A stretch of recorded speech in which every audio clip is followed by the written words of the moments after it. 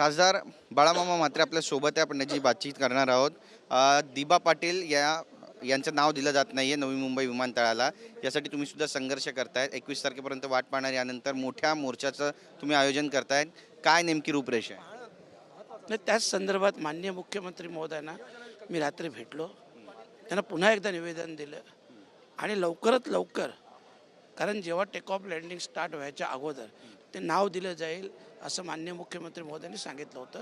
ती प्रोसिजर करू म्हणून आता ती लवकरात लवकर प्रोसिजर करावी अशा प्रकारची मागणी आणि निवेदन मी दिलेलं आहे. पंतप्रधान नरेंद्र मोदी खरं तर आले होते. त्यावेळेस वाटलं होतं की याला नामांतरणाचा जो मुद्दा आहे तो मार्गी लागेल, मात्र तो मार्गी लागू शकला नाही. यामागे काय कारण वाटतं नेमकं तुम्हाला? सरकारची इच्छाशक्ती नाही आहे किंवा नाव द्यायचं नाही आहे आणि गोरगरीब भूमिपुत्रांवरती हा अन्याय म्हणावा नाही का? मग हे कारण गुलदस्त्यात आहे, कारणच समजायला मार्ग नाही.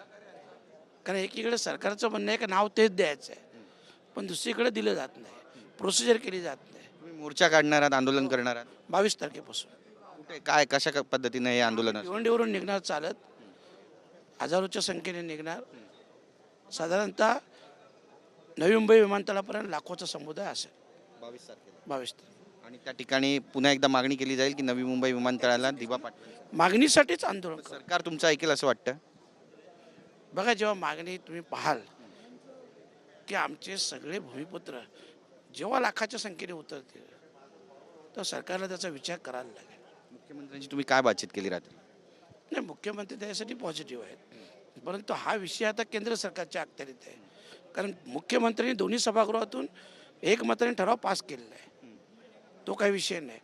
केंद्र सरकारकडे काय अडलं हे काही कळत नाही. नक्की. दुसरा महत्त्वाचा विषय आहे की भिवंडीवाडा रोड आहे. हा रोड अत्यंत खराब आहे. बरेचसे व्हिडिओ सोशल मीडियावर पण व्हायरल होत आहेत आणि सरकारला अक्षरशः शिवीगाळ केली जाते या रस्त्यासंदर्भात.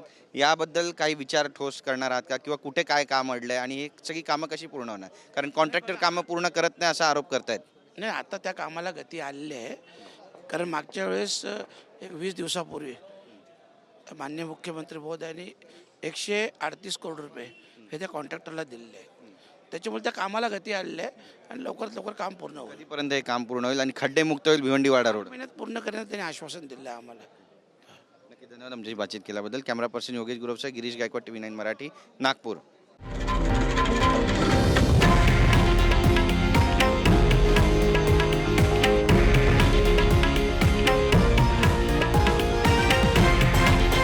हे आहे देशातील नंबर 1 न्यूज नेटवर्क आणि आपण पाहत आहात TV9 मराठी, एकमेव.